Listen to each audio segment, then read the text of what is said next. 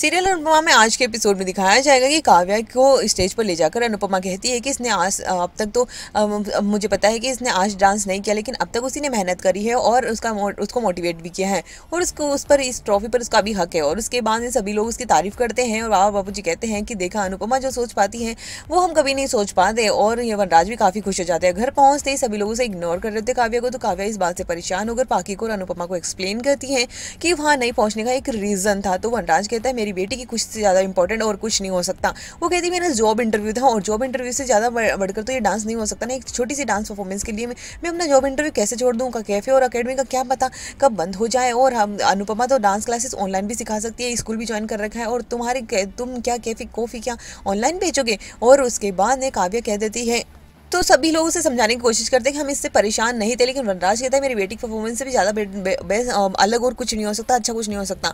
और इसके बाद में बाकी को भी गुस्सा आता है और वो बुरी तरह से उस पर भड़कते नजर आती है और कहती है कि मैंने मम्मी को समझने में जितनी बड़ी गलती करी, आपको समझने में बड़ी गलती करी। आप मुझे लास्ट मोमेंट पर छोड़कर चली गई थी, इतनी देर मेहनत करी मुझे पता है, लेकिन आपने लास्ट मोमेंट पर मेरे साथ जो किया वो तुम आप सोच भी नहीं सकती मेरे साथ क्या हो सकता था।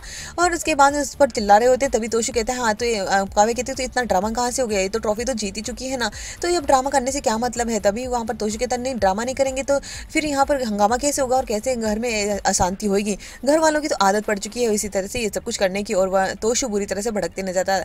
माँ और बापू जी से चुप करवाने की कोशिश करते हैं और माँ कहते हैं कि मैं इसके कान के नीचे सितार बजा दूंगी, तब भी वो उस पर भी भड़क बैठ देता है। क्या माँ आपको लगता है कभी भी आप अनपढ़ है, लेकिन आपको मतलब आप किसी तरह से बात करती हैं, आपको पता भी मेरी सास को आप नागिन कह के बुलाती हैं।